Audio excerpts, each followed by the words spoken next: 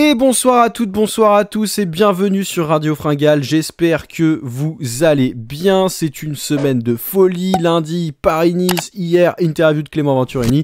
Aujourd'hui, preview des Strade Bianche qui arrive samedi. Alors, petit exclu, vous nous l'avez réclamé en commentaire, notamment toi, pas d'inspi. On sera de retour en live ce samedi pour un petit live, donc la dernière heure de course des Strade Bianche, pendant lesquelles on parlera de la course, bien évidemment, qu'on commentera ensemble, de nos équipes Cycling Fantasy, de Paris-Nice qui arrive le lendemain, enfin voilà, ne ratez pas cet événement, ce sera l'occasion aussi pour vous de voir un petit peu les lives si vous nous découvrez et que vous n'avez pas encore vécu cette sympathique ambiance des Fringa Live, donc ce sera samedi, dernière heure de course des Strade Bianche. Ce soir, pour m'accompagner dans cette preview, un ancien, un taulier, il est sa présence se fait un petit peu rare, mais quand il est là, il est toujours magnifique, c'est Raph. Salut Raph, comment vas-tu ? Salut les potos, écoute, ça gaz à mort, hein, bien chaud comme un four à pizza, thermostat 1000 là pour avaler les 60 km de gravel qui nous attendent. Nickel. On t'a pas vu ce week-end là, enfin ce mois-ci dans les top 10 avec Écrase les pédales, vous préparez un top 10 des émissions que vous auriez pu faire ou c'est comment ? On est en train de préparer quelque chose. On s'est vu ce week-end avec Poppy.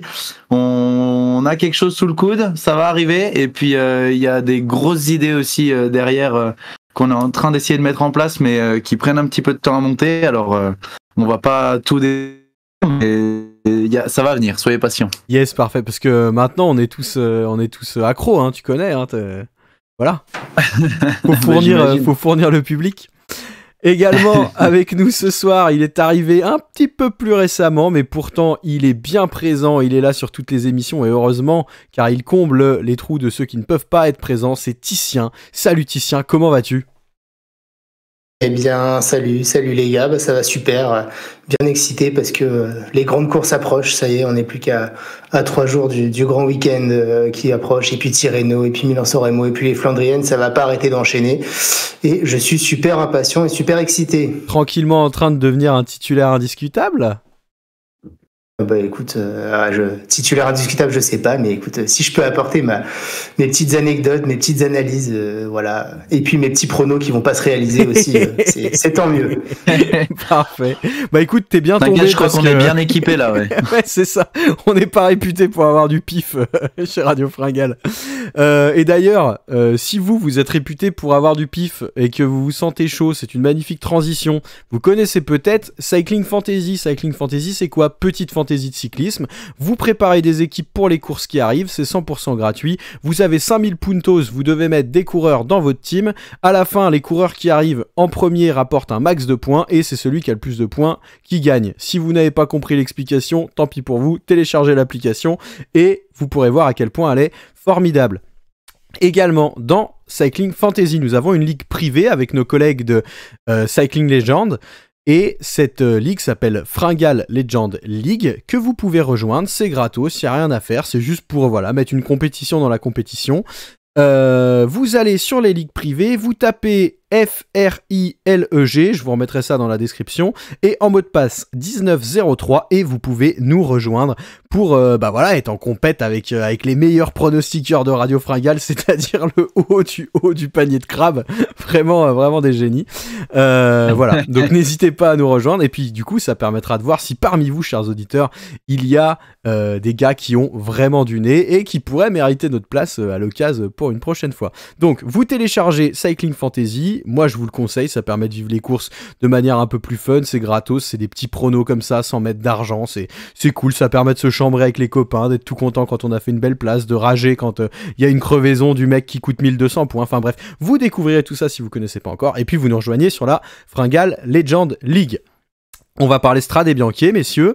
Raph, puisque c'est ta course préférée, Adrien n'est pas là, donc on peut le dire, puisque c'est le 6e monument du cyclisme. Est-ce que tu peux... Ouais, je suis avec des convaincus, en plus, ce soir, ça va être génial. Moi, ça me fait plaisir. Est-ce que tu peux nous parler du parcours, de ce qui nous attend, et puis des caractéristiques de cette si belle course toscane ? Et ouais, la Torne, parcours de 184 km cette année, 3100 mètres de D+. On change pas une équipe qui gagne puisque l'organisation a décidé de remettre exactement le même parcours que l'année dernière. J'ai cherché, j'étais sur la carte au millimètre. Rien de différent, donc encore cette année une exigence extrême en fait sur cette course. Avec ces 63 km de gravel, ça augmente énormément le risque d'ennui mécanique, des crevaisons et même peut-être le vent comme l'année dernière qui avait fait tomber notre ami Julien, on s'en rappellera. Alors les Strade Bianche, c'est 11 secteurs de chemin blanc qui font la spécificité de cette course. Le réel début des hostilités, il commence au secteur 5 après 75 km de course. Il sera d'une longueur de 12 km. Et il enchaîne quasiment immédiatement avec le secteur 6 qui fait 8 km lui aussi, donc ça fait 20 km de chemin blanc à une centaine de bornes de l'arrivée, un peu plus. Donc c'est le début de la poussière dans la tronche, dans les poumons, qui va bien fatiguer nos coureurs aussi, mais on est encore assez loin de l'arrivée. Je pense pas que d'attaque se déclare tout de suite. Ensuite, on enchaîne avec un secteur 7 qui fait déjà une dizaine de bornes, dont 5 km qui sont en montée avec un pourcentage maximum à 12%. Donc c'est déjà des secteurs qui vont commencer à piquer. Et ensuite, on arrive au fameux Monte Sainte-Marie, à 50 bornes de l'arrivée. Au bout de 130 km de course, on se rappelle tous que c'est là que Pogačar a posé son énorme attaque l'année dernière, celle qui lui a permis de décrocher tout le monde. Ce secteur fait un peu plus de 11 km avec 4,5 km de montée, mais surtout un pourcentage maximum à plus de 18%. C'est ce qui a favorisé justement le départ de Pogačar l'année dernière. C'est un secteur extrêmement difficile et c'est là que les premières attaques sérieuses de favoris peuvent se déclencher, même si on n'avait pas vu ça depuis un petit moment avant Pogačar l'année dernière. Ensuite, on va avoir une vingtaine de kilomètres de bitume, mais ça fait que monter et descendre non-stop. Et ensuite, toujours dans un enchaînement de montée et descente, on a les 3 derniers secteurs, les 9, 10, 11 là, qui sont assez courts, mais qui sont un enchaînement de quotas assez raide. 13%, 15%, 18% pour le secteur 11, à 12 bornes de l'arrivée finale. Et ensuite, on termine sur la mythique Via Santa Caterina, 500 mètres à 12% et demi de moyenne avec un pourcentage maximum de 16%, c'est ahurissant. On se rappelle tous des images qu'on voit de Mathieu Van Der Poel mettre des attaques monumentales là-dedans, de Wout van Aert le grimper en tête, de Tadej Pogačar le grimper tout seul. Donc en résumé, on a un début des difficultés qui est environ à 100 km de l'arrivée. Le secteur 8 qui est un des plus difficiles et des plus longs, qui a été et qui pourra être éventuellement crucial. Et puis un enchaînement de côtes de radar assez court mais assez intense, notamment sur des chemins blancs et le final mythique. Et donc je me permets, pour nos amis fainéants qui n'ont pas envie d'aller chercher les passages horaires, de vous donner les principaux passages horaires. En gros, si vous voulez voir l'entrée des secteurs 5 et 6, qui sont les 20 km là, de poussière, donc les plus assidus, 13h35, 13h40 devant le poste de télévision. Si vous voulez voir l'entrée du secteur 8, celui où a attaqué Pogačar l'année dernière à 50 bornes de l'arrivée, on se donne rendez-vous à 14h50 ou 15h sur le canapé. Et pour les plus fainéants qui n'apprécient pas assez les Strade Bianche et qui ne veulent voir que les 10 derniers kilomètres, et ça sera rendez-vous à 16h. Très bien, merci Raph. Alors du coup, une course aux caractéristiques un peu spéciales, parce que elle est assez unique dans le calendrier. Une course où l'on voit s'affronter quasiment à armes égales des Flandriens, des Ardennais et même des fois des coureurs de classique, mais plutôt typés grimpeurs, quoi.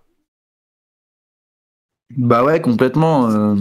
On voit, en fait, il y a du dénivelé dans cette course. Elle est extrêmement exigeante et la plupart du dénivelé, il se fait sur des chemins blancs.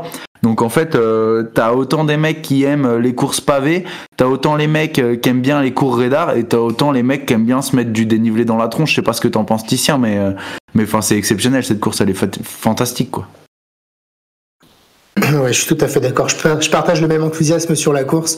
C'est une des plus belles de l'année. Alors, je sais pas si on parle de 6e monument ou pas, mais tout ce que je sais, c'est qu'effectivement, elle a nul autre pareil dans le calendrier. Et c'est pour ça que aussi, je pense qu'il y a tout type de coureurs qui sont forts là-dessus. C'est qu'en fait, si on regarde un petit peu toutes les éditions qu'il y a eu, c'est toujours le plus fort qui a gagné. Et ça, je pense que c'est peut-être la seule course du calendrier où c'est le cas, en fait. Il y a toujours, sinon, alors même sur les monuments, il y a, même si c'est souvent effectivement les coureurs très forts qui gagnent, il peut y avoir parfois des courses tactiques, il peut y avoir des choses ici. Non, c'est vraiment, mine de rien, j'ai l'impression un jeu de force brute et voilà, et tout le monde peut la gagner, tout le monde a sa chance.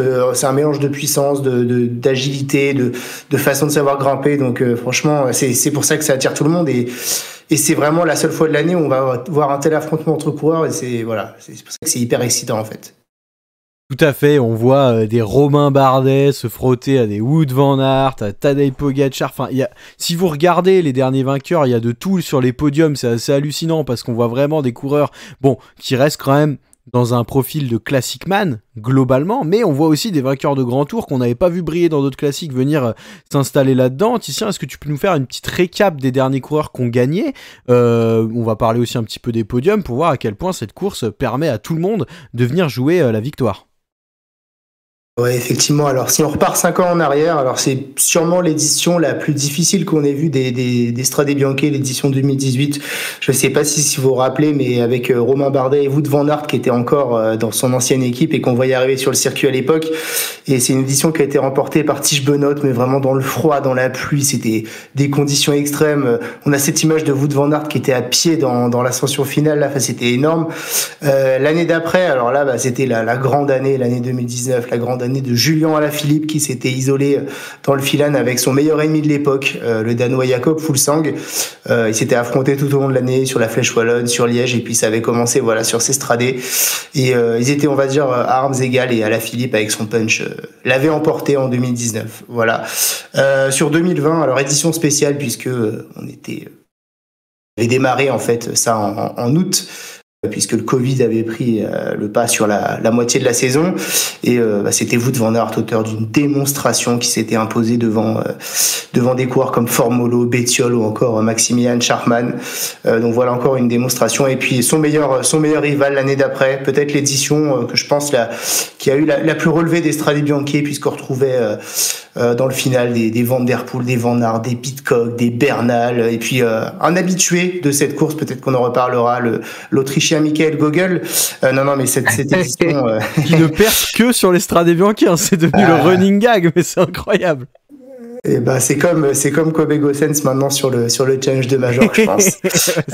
Non, mais l'édition 2021, alors il y a des vidéos sur internet, mais c'était vraiment une très très grande édition. Ça part effectivement dans Sainte-Marie à 50 km de l'arrivée avec un groupe de cadors et finalement Van Der Poel, mais je pense que c'était le Van Der Poel au top du top de sa carrière, qui met une mine vraiment dans le dernier secteur gravel en montée, et puis seul Alaphilippe et Bernal peuvent le suivre, et puis il en remet une dans l'ascension finale et il vient s'imposer. Et puis l'année dernière, je pense que tout le monde s'en rappelle, c'était une démonstration de Tadej Pogačar, coureur de grand tour mais également coureur d'une semaine et désormais coureur de classique. Voilà, il était parti encore une fois dans ce Mont Sainte-Marie à 50 km de l'arrivée, et là pour le coup personne ne l'avait revu, et puis il s'était imposé devant, il me semble, Valverde et Casper Asgreen. Voilà. Exactement, Valverde qui avait fait, c'était fantastique de le voir à ce niveau-là, à cet âge-là, juste derrière Pogačar.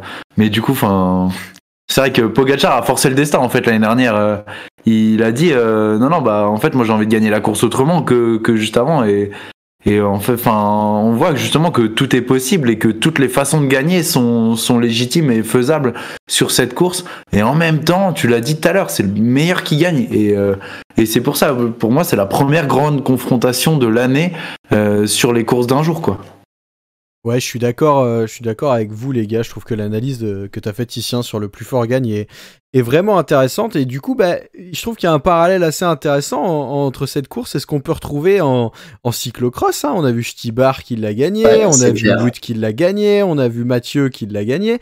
Et d'ailleurs, la question qu'on va se poser maintenant, messieurs, parce qu'on va rentrer un petit peu dans qui seront les favoris de cette édition, c'est qui peut battre Mathieu Van Der Poel. Alors pourquoi ?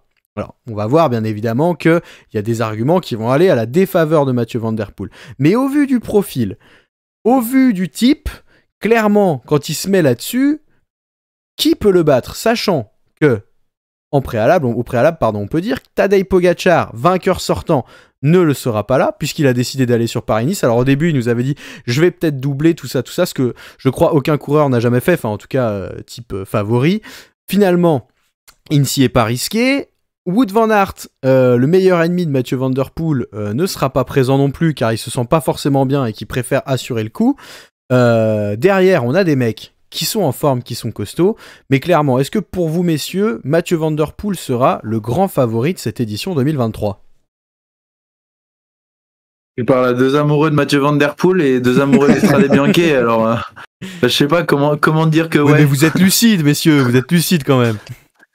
Bah ouais, on est lucide, mais franchement, je t'avoue, j'ai fait un peu j'ai regardé un peu qui je pouvais mettre en favori à côté de Van Der Poel. Moi, j'en ai que deux. J'ai que Pidcock et Alaphilippe. Alaphilippe parce qu'il est français. Et non, vraiment, enfin, j'ai regardé parmi les autres. Hein, t'as bien Peyo Bilbao, t'as bien Higuita, t'as bien Tish Benoît qui viennent, mais je vois personne capable de rivaliser avec le Hollandais volant. Et puis du coup, j'ai regardé un petit peu comment ils avaient préparé leur début de saison. Et en fait, alors Van Der Poel, ce qu'il a de différent par rapport à Pidcock et Alaf par exemple, c'est qu'il n'a pas encore été sur route. C'est sa première course sur route de l'année. Et ça peut éventuellement être, à mon avis, un des seuls points qui peuvent jouer en sa défaveur. Mais sinon, sur les 15 cyclocross qu'il a fait, il en a gagné 7, il a fait 13 podiums. Il a montré que c'était un bœuf, que en termes de puissance, il avait rien à envier à personne. Et en fait, cette course, c'est une course pour les puissants. C'est une course pour les puissants qui arrivent à encaisser de la difficulté. Et le cyclocross, à mon avis, ça prépare extrêmement bien à tout ça. Alors, je vois peut-être Pidcock capable de lui disputer le bout de viande, mais je pense qu'il sera quand même un ton en dessous et il faudra un très grand Pidcock pour aller déloger Van Der Poel, à mon avis. Mais moi je te rejoins totalement, cette course elle est faite pour Mathieu Van Der Poel et tous les arguments seront en sa faveur. Pour moi, si j'en trouve un seul, ce sera potentiellement l'état de forme, parce que c'est la seule inconnue en fait qu'on a aujourd'hui de Van Der Poel. Pour autant, il sort d'une fin de saison de cyclocross énorme où il a dû gagner à la fois en physique et également en confiance. Et puis surtout, Mathieu Van Der Poel, c'est un coureur ultra puissant. On voit les sacoches qu'il met, c'est des côtes qui vont lui convenir très bien. C'est des côtes qui sont courtes, qui sont pentues. Là, il peut faire parler sa puissance. Les Strade Bianche, c'est un peu comme le Tour de Flandre, c'est une course de fractionnés, hein, c'est-à-dire que souvent ça bagarre dans les montées et puis dans les secteurs en gravel, et puis ensuite derrière ça récupère. Et ben c'est une course qui convient parfaitement à Mathieu Van Der Poel. Donc en étant très objectif, et peu importe, je suis fan de Van Der Poel, c'est vrai, mais là je suis très objectivement en termes de puissance. C'est le grand favori. Il y a pas photo avec les autres coureurs. Après, effectivement, voilà, Tom Pidcock en cyclocross pendant toute la saison, il a fait rien avec Van Der Poel, pourquoi pas. J'ai trouvé un peu quand même un peu limite, notamment sur le Het Newsblad l'autre jour. Julien Alaphilippe qui revient en forme. Pour autant, on peut être sûr que Julien il sera là. Pour autant dire qu'il pourra jouer avec Van Der Poel, c'est pas une victoire pour moi à la Faune Ardèche qui peut le certifier. Moi, il y a un coureur aussi que je vois dont on n'a pas parlé, mais qui peut être pas mal, c'est le Russe Alexander Vlasov. Parce que déjà l'année dernière il était très bon sur les classiques, c'est également un très bon grimpeur, c'est un super coureur qui a été très régulier l'année dernière, et puis surtout j'ai souvenir d'une étape de la Vuelta Valenciana l'année dernière où Evenepoel était leader. Et ça, c'était un final qui ressemble un peu au Strade Bianche, là, sur du gravel dans une ascension. Et puis, Vlasov avait lâché tout le monde sur cette montée. Donc, il a l'air de bien aimer ce terrain. Il avait d'ailleurs remporté le classement général suite à cette étape et détrôné Evenepoel. Donc, je me dis pourquoi pas. Voilà. Mais, voilà. Il n'y a pas que le cœur qui le dit. Elle a raison aussi que Mathieu Van Der Poel, en théorie, est le grand favori pour samedi. Messieurs, allez, vas-y, attends, à toi d'essayer de contrebalancer, parce que là, ça pèse lourd, là. J'ai l'impression que vous fourvoyez, vous avez oublié l'argument principal à la défaveur de Mathieu Van Der Poel, c'est que dans son équipe, il y a le GOAT. Il y a Michael Gogel. Et s'il faut se mettre à la planche pour quelqu'un, il va se mettre à la planche pour... Non, je rigole, bien évidemment. Écoutez, moi, je partage votre avis sur le fait que il est ultra favori. Il est favori. Après, je pense que le fait qu'il n'ait pas couru encore sur route, ça peut peser un petit peu plus lourd qu'on ne le pense, parce qu'alors oui, on l'a vu l'an dernier être efficace dès son retour, malgré la blessure, etc., etc. Or, les Strade Bianche, c'est quand même encore autre chose. comme on l'a bien dit, c'est une course, il faut être à fond, faut machin, faut... Et même s'il va venir pour la gagner, c'est sûr. Je pense qu'il y a des gars, et notamment un gars, donc on a, pour moi, il y a aussi 2 grands favoris. Alors, il y en a un que je partage avec toi, Raph, c'est Tom Pidcock, qui est favori à la victoire, parce que si cette course est faite pour Mathieu Van Der Poel, je pense qu'elle est aussi faite pour un Tom Pidcock. Et je pense que les coureurs qui sont un peu moins des Flandriens, parce que je pense que Pidcock est quand même un peu moins un Flandrien, même s'il marche bien partout, et je le pense meilleur grimpeur, je pense que donc plutôt les Ardennais / grimpeurs doivent rendre la course ultra dure, parce qu'en effet, les Strade Bianche, c'est du fractionné, ça l'est aussi si on laisse le temps aux gens de se reposer entre les monts.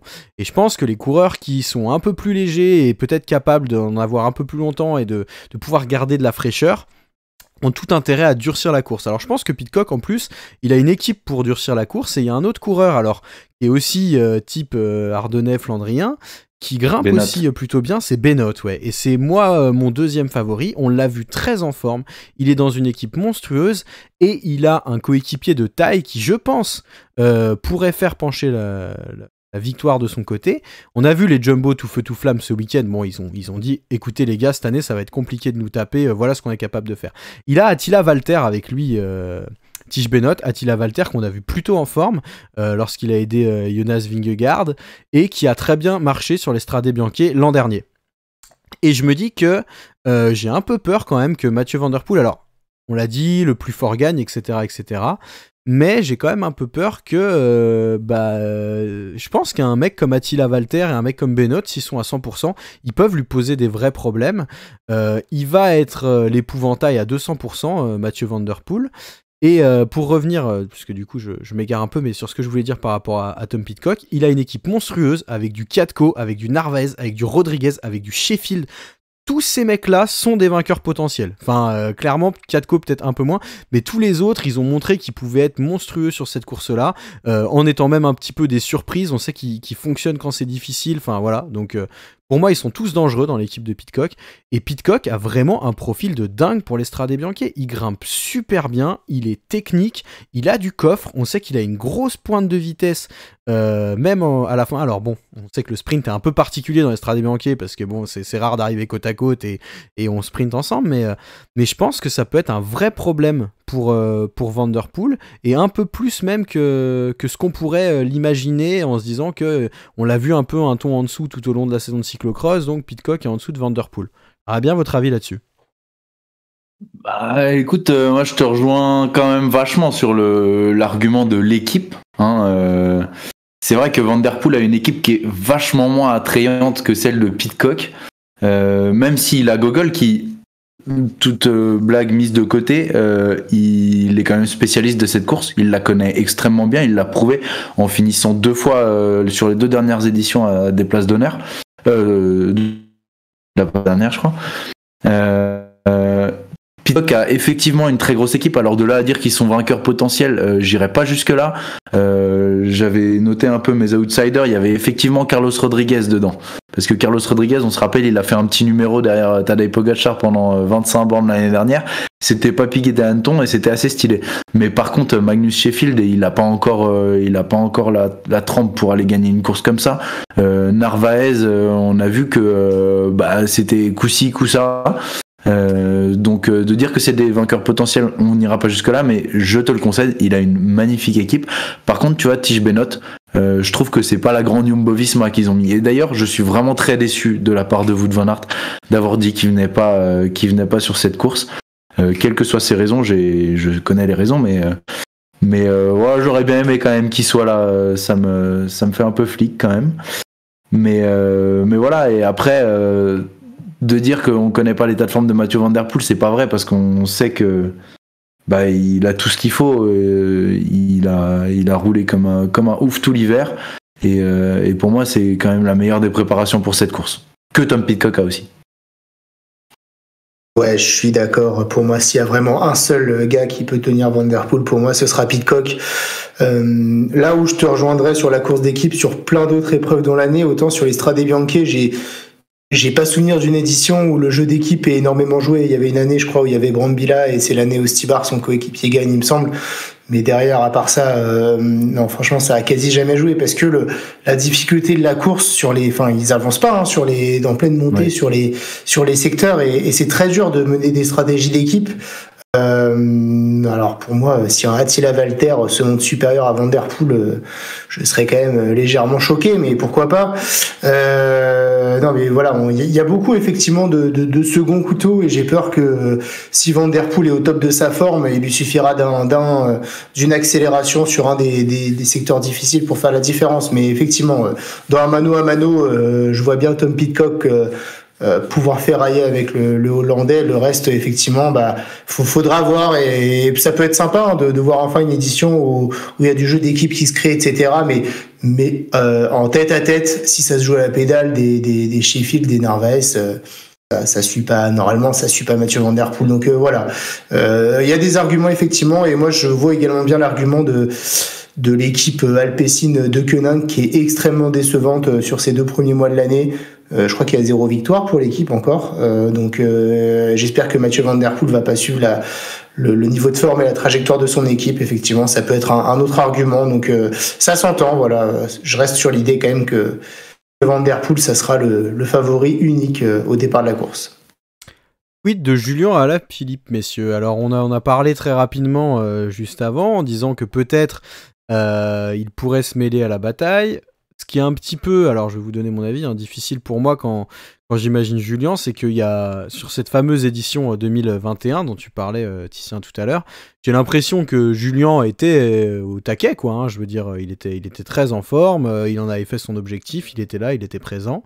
Et malgré tout, Mathieu Van Der Poel avait été meilleur que lui.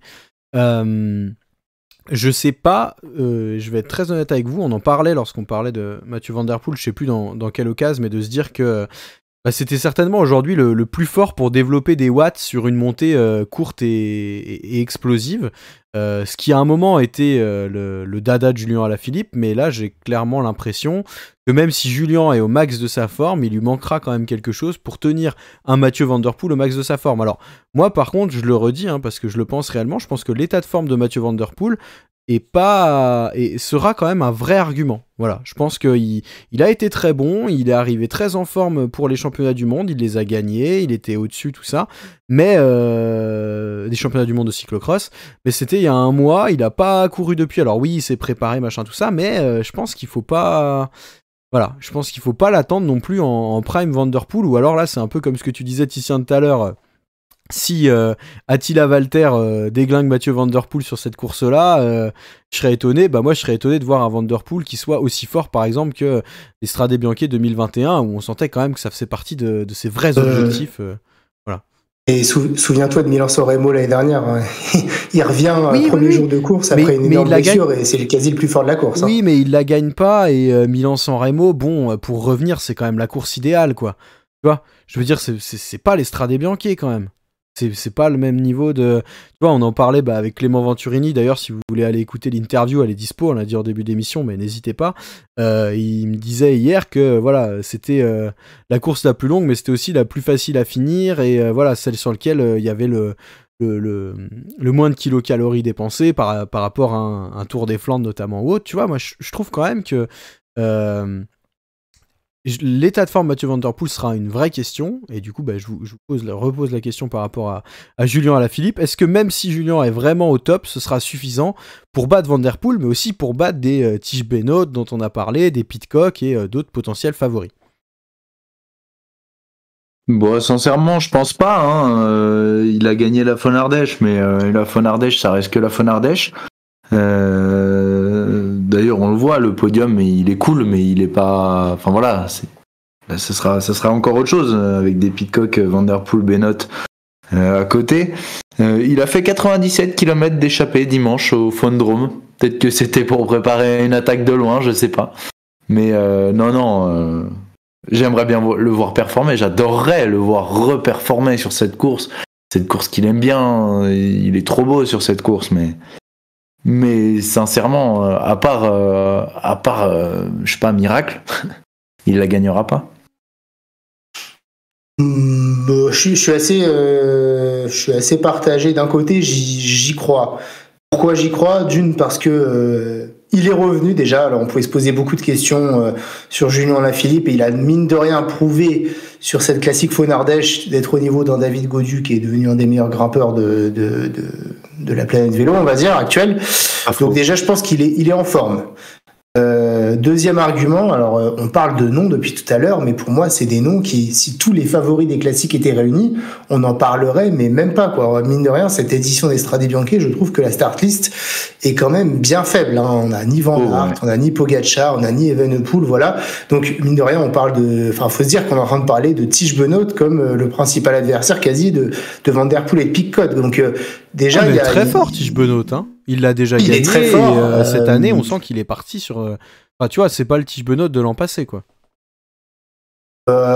Il était aussi très fort l'année dernière. Après, voilà, il gagne une course. Il y a certains qui gagnent une Newsblad et qui gagnent pas d'autres courses de l'année. Donc, il est fort. Pour autant, Tiesj Benoot, c'est pas un énorme gagneur. De deux, c'est pas un mec que tu vas placer automatiquement sur ton podium de très grandes courses. Et voilà. Donc, que ça m'étonnerait pas qu'il soit au top sur cette course et qu'il soit sur le podium. Voilà. Mais pour autant, les cadors, les top cadors de ces courses ne seront pas présents.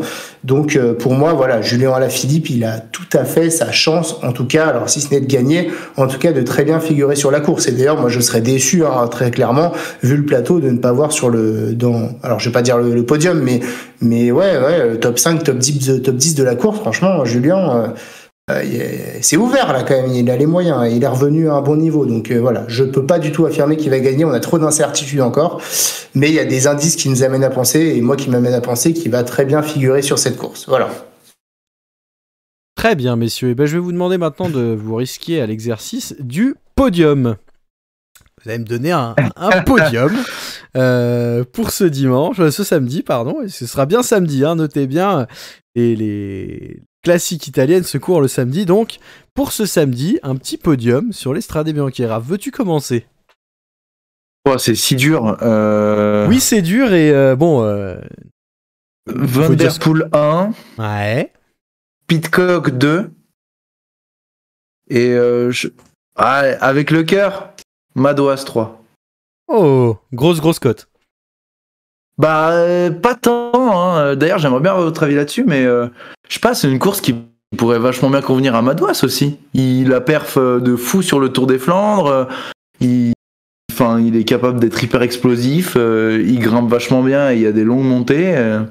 Pourquoi pas? Moi, il est dans mon équipe Cycling Fantasy, Madouas. Hein. La même. Oui, il n'y est pas, mais il aurait pu y être, effectivement. Je sais pas, vous pensez pas qu'il peut être prétendant au podium? Moi, je pense qu'il peut largement claquer un top 10. Podium, je sais pas, mais top 10 largement, je le vois bien entre 8 et 5 si ça se passe vraiment très très bien. Ok, tu mets qui avant alors? Avant? S'il est 5? Bah ouais. Ah bah ouais. Déjà je peux te donner mon podium qui sera composé de Tiesj Benoot en 1. En 1 Thomas Pidcock en 2. Et Mathieu Van Der Poel en 3. Ensuite, je vois bien un Julien Alaphilippe. Ensuite, je vois bien un mec dont on n'a pas trop parlé, mais un Alberto Bettiol qui fait pas un mauvais début de saison. Et voilà, on l'a déjà vu bien en forme. Il pourrait venir se glisser là-dedans. Ensuite, on a un mec dont on n'a pas trop parlé, mais qui perf quand même bien sur cette course, c'est Pello Bilbao. Qui est à l'aise sur cette course-là. Il y a des Matej Moric, il nous a montré qu'il était quand même en canne. Je pense qu'il peut produire quelque chose là-dessus. Après, tu vois, il y a toujours le petit Michael Gogol, on sait jamais hein, s'il est en forme et qu'il se met là. Je pense qu'un mec comme Rodriguez est pas à sous-estimer. Enfin voilà, je pense que Madouas, s'il finit 5ème, pour moi, j'espère qu'il finira top 10. Je le vois bien finir top 10.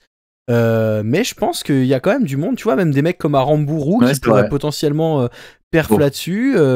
Il y a de la quick step, on sait jamais trop. Bon, on les a vus pas très en forme jusqu'à maintenant, mais ça pourrait quand même donner. Enfin voilà, je pense que il y a des mecs du Bajoli, Ballerini qui peuvent rester un petit peu dangereux là-dessus.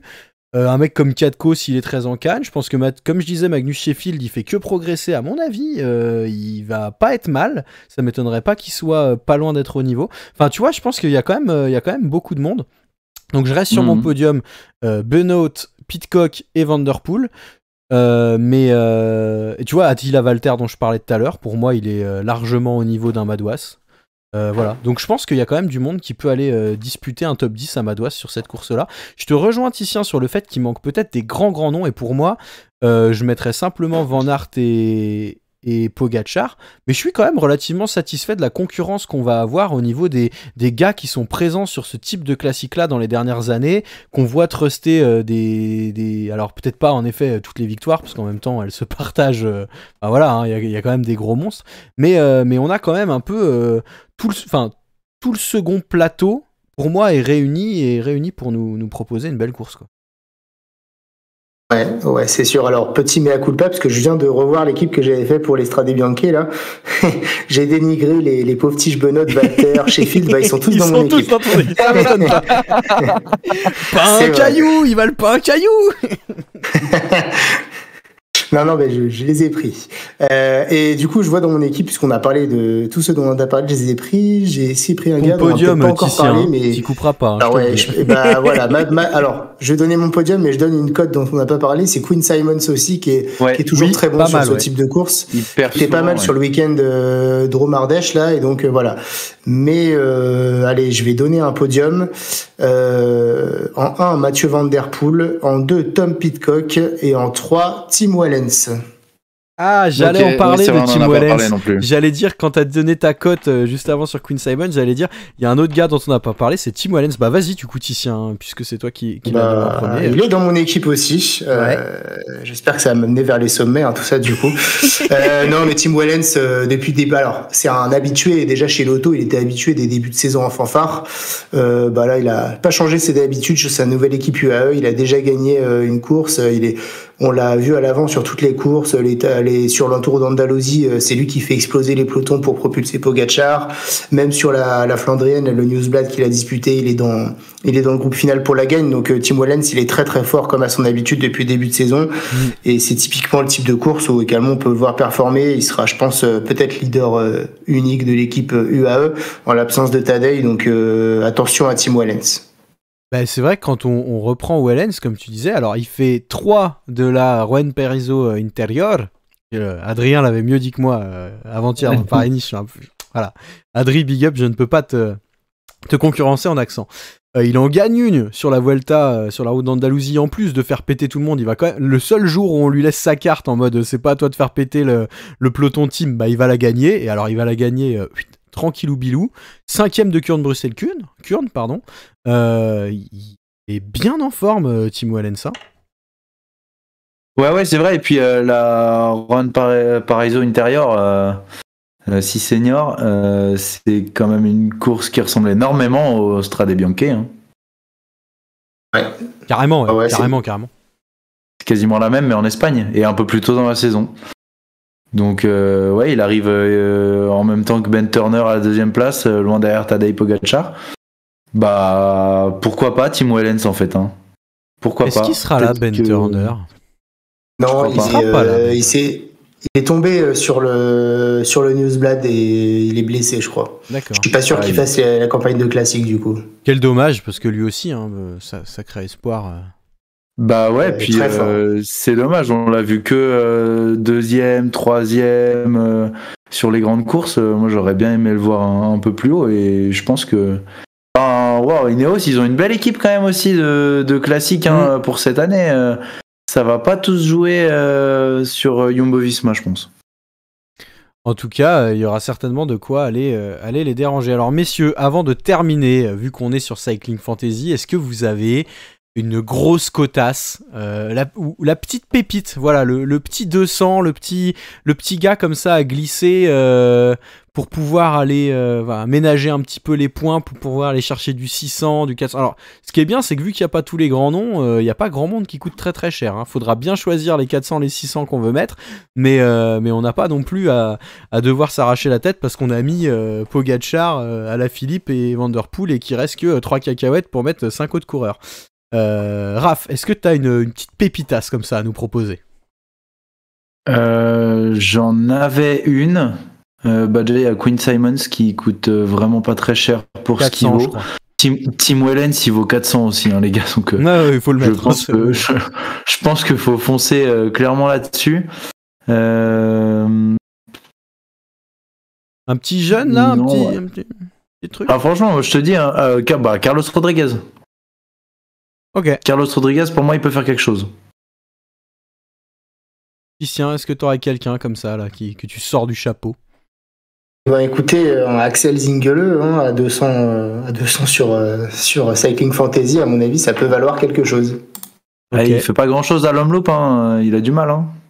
Ah, il était dans le groupe FI, dans le groupe juste derrière, donc franchement, ça peut donner quelque chose. Il sera leader de l'équipe Cofidis, et puis je vois que le vainqueur du trophée Like William aujourd'hui, Nance Peters, qui a gagné avec de manière impressionnante d'ailleurs, en lâchant tout le kilomètre, il sera là, donc et pourquoi pas, si c'était la surprise du côté d'AG2R. Lui, il marche pas tout le temps, mais quand il marche bien, hein, donc pourquoi pas. Axel Zingele, tu lui fixerais quoi à peu près, comme ce serait quoi une bonne perf, ou tu serais agréablement surpris, enfin, tu dirais, il a fait alors je sais pas si c'est la première fois qu'il le fait, mais ça pourrait être prometteur si on le voit faire un top 15 cette année. Top 10, ce serait vraiment exceptionnel, mais en tout cas, ça pourrait annoncer par la suite qu'il peut faire quelque chose sur ce genre de course. Voilà.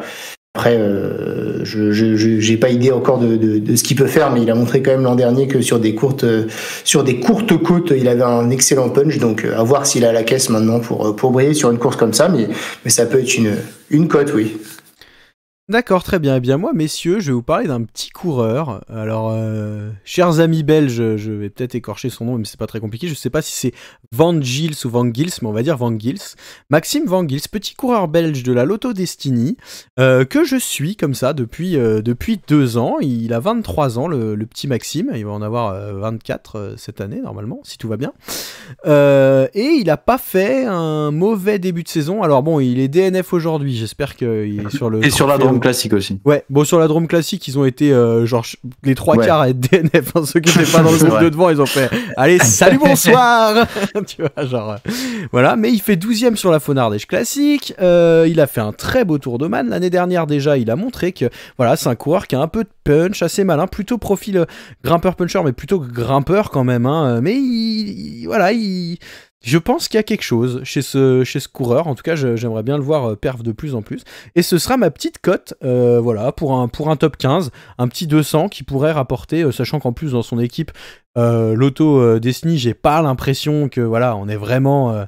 Il y aura Andreas Krohn, voilà, qui sera certainement leader, ouais, bon. Mais bon, voilà, ils sont quand on voit à peu près leurs résultats, on est sur du résultat similaire. Donc je pense qu'il aura sa carte à jouer, l'ami Maxime. Et voilà, peut-être en partant en échappée assez tôt, en s'accrochant à maximum, et puis voilà, en se faisant rattraper, mais pas par tout le monde, et en allant chercher peut-être un... Voilà, je pense qu'il y a quelque chose à faire, et je pense que c'est un petit gars à suivre pour la suite. Messieurs, est-ce que vous avez encore des choses à ajouter sur cette magnifique course qui nous attend samedi ? J'ai hâte. Ouais. Je dirais que quand même, c'est une course en Italie, on n'a pas mentionné d'Italiens, et puis on n'a pas mentionné le coureur de la meilleure équipe du monde qui est l'équipe Intermarché, donc je dirais quand même que Lorenzo Rota faire quelque chose ce week-end. En tout cas, je le vois bien top 10, voilà. Ouais, Lorenzo Rota, ouais. Il fait 4e aujourd'hui, Lorenzo Rota. Ah ouais, Rota top 10, mais quasi assuré. Je sais pas comment il fait d'ailleurs, il est dans tous les top 10. Et c'est dommage qu'on l'ait pas encore vu gagner. Bah, il s'améliore d'année en année. Je sais que sur le Giro l'année dernière, je l'avais mis. Malheureusement, quand Girmay était là, il était full équipier. Dès que Girmay est parti, il était allé chercher une belle 2e place sur une étape. En effet, c'est un coureur très sérieux, Lorenzo Rota. T'as raison, Titien. Ah ouais. Puis partout où il court, il fait des perfs, quoi. Depuis 2 ans là, et cette année encore plus. Partout où il passe, il enchaîne les bonnes places, les places d'honneur. Il manque plus qu'à décrocher la grosse victoire. Et ce sera peut-être ce week-end. Non, ce sera pas ce week-end. Ok messieurs, et bah très bien. Donc nous on se retrouvera samedi pour un live, la dernière heure de course d'Estrade et Bianchi tous ensemble, ce sera la folie. Et puis en attendant, n'hésitez pas à nous rejoindre sur Cycling Fantasy, voilà, dans la Fringale Legend League. Si jamais vous avez des questions pour vous connecter, tout ça, vous pouvez nous joindre sur Instagram ou directement par mail. Il y aura tous les liens dans la description de la vidéo. Messieurs, la saison est vraiment lancée là, je pense qu'on peut le dire, du Strade Bianchi, du Paris-Nice, ça y est, on est dedans. Hein. Ah, c'est parti. Je vous souhaite à toutes et à tous une bonne soirée. N'oubliez pas de vous alimenter car à mon avis ça va être dur samedi. Il faudra pas claquer la fringalouse. Bonne soirée à toutes et à tous. Merci de nous avoir suivis. N'hésitez pas à lâcher un like, vous abonner, tout ça. Vous connaissez la routine. Prenez soin de vous. Ciao, ciao. À samedi. Ciao les potos. Allez, on va barder.